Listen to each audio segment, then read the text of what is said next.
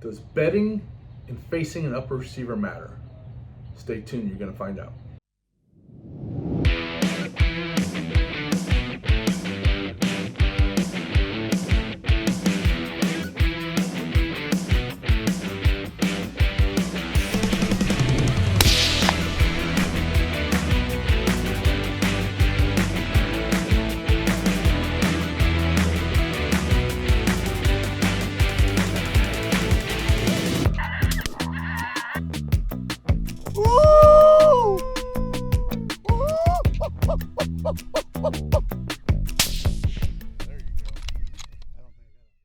So today we are going to build an upper. It's a 6 arc upper, it's just a steel barrel.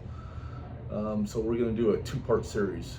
We're going to build the upper and shoot it for accuracy. We're going to use all 3 factory ammunitions from Hornady, a 103, a 105, and a 108 grain.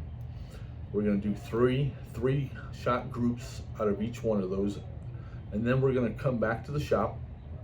We're going to face the receiver, make sure everything's square, go back and shoot for groups, come back, tear it back down, and then we're going to bed the barrel in the upper receiver with shim stock. And then we're going to go back to the range to see if that makes any difference. Before I give you my opinion, there's been a lot of talk about bedding the barrel into the upper receiver, facing the receiver. There's all kinds of companies, Brownells, Midway, several other companies sell the tools to do it. We're going to find out if it actually works, so stay tuned.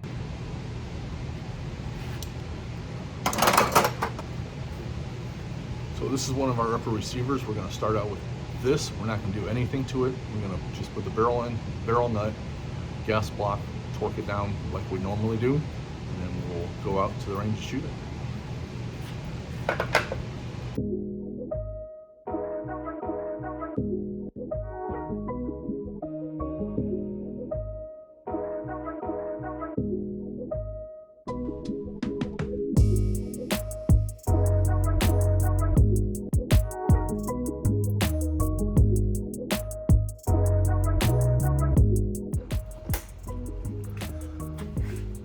Upper's built, time to go to the range.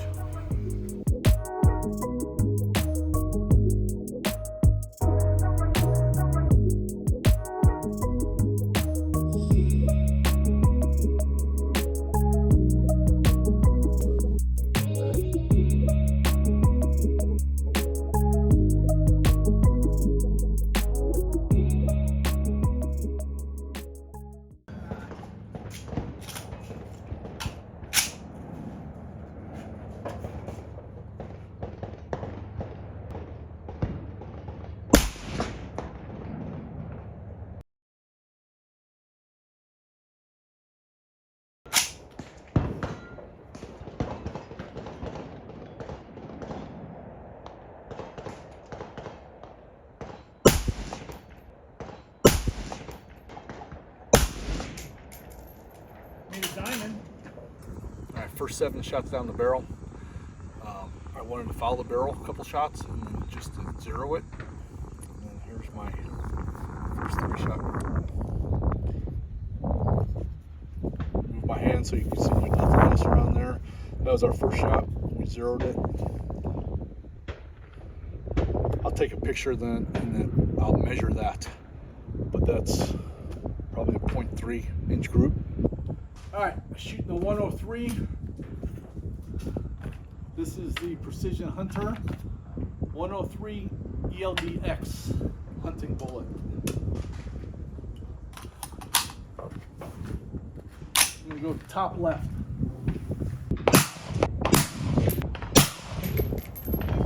So I had a little bit of vertical stringing. That's probably my trigger control. I tried to reset the trigger nice and easy, getting still a little bit of a mirage off my can.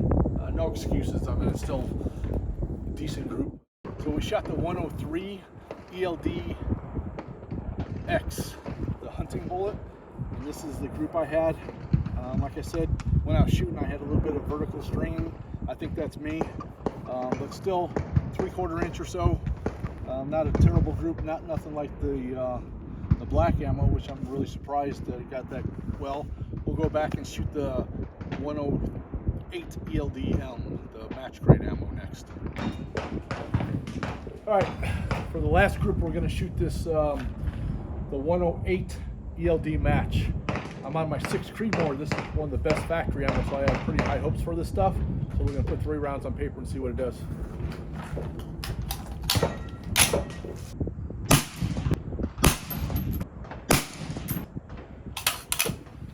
Looks like a pretty good group. It's hard to tell with the scope. We'll walk down range and we'll check all 3 of them out. All right, shot the 103 ELD-X. I'm sorry, the 108 ELD-X, the match crate bullets. I shot 3 different groups. The first one, some up and down, could have been me a little bit. The second one, about the same size group. And then the third one, I had 2 in the same hole, and then the third one was 3/4 inch low. This rifle, this barrel just might not like the 108s. It really likes the 105s. The 103s weren't bad either, but the 105s really shined. So we're gonna head back to the shop. We're gonna take the upper apart. We're gonna face the receiver, and then we'll be back out here tomorrow.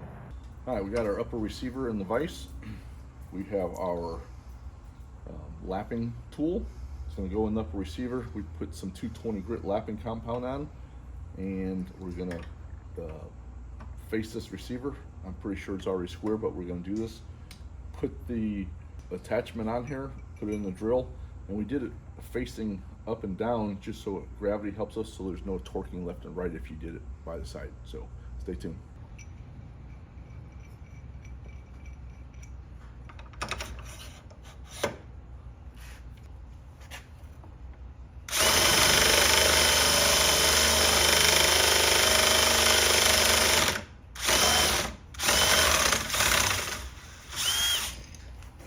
All right, we're using some Dicom just to put on the face of the receiver to see how much we take off or if it's uneven.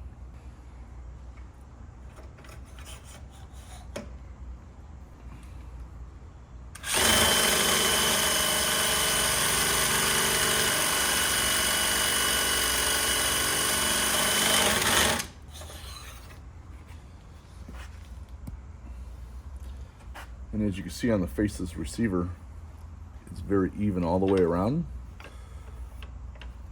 So in my opinion, this was already square, and the lapping compound, the lapping tool did very little or to nothing. We'll put the upper back together and we'll go back to the range and shoot it.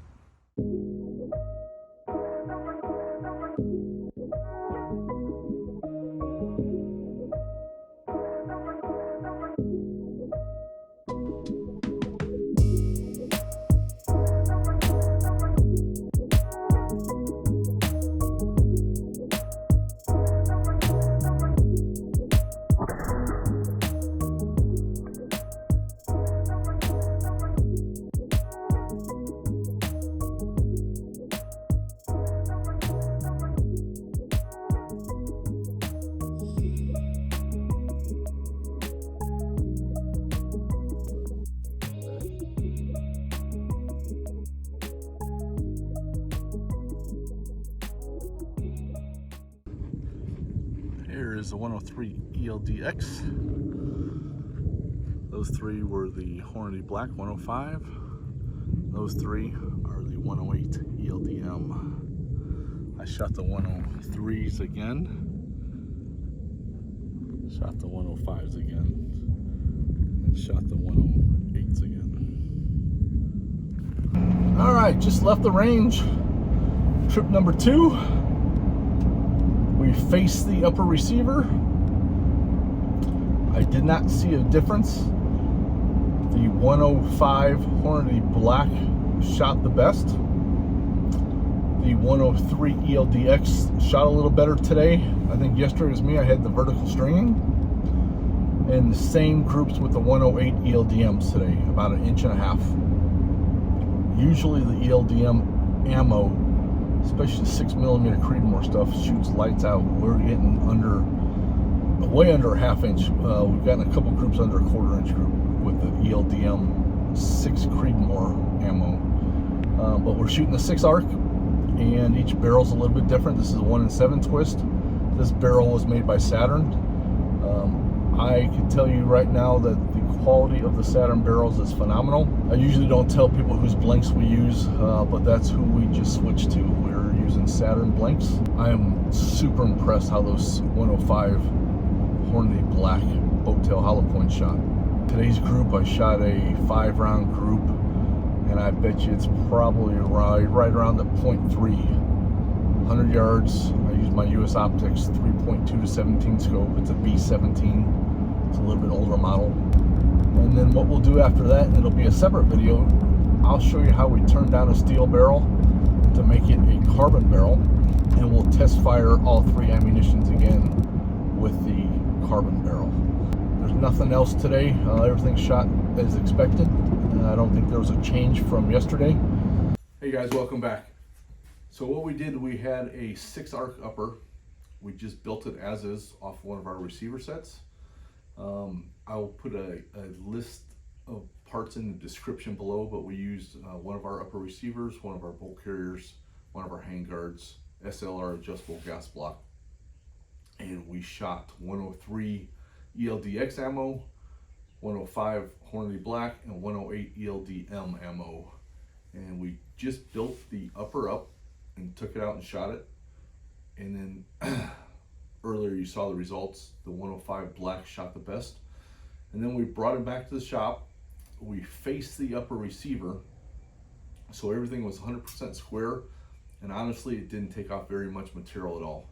On one side, it was just a hair. But usually when you have a quality upper and lower receiver built on a CNC machine, you're not going to have very much variance. Some of the cheaper models, I'm not going to name names, but something that's under $100 for an upper receiver, you might want to do this. But for the higher end stuff, I don't think it's necessary.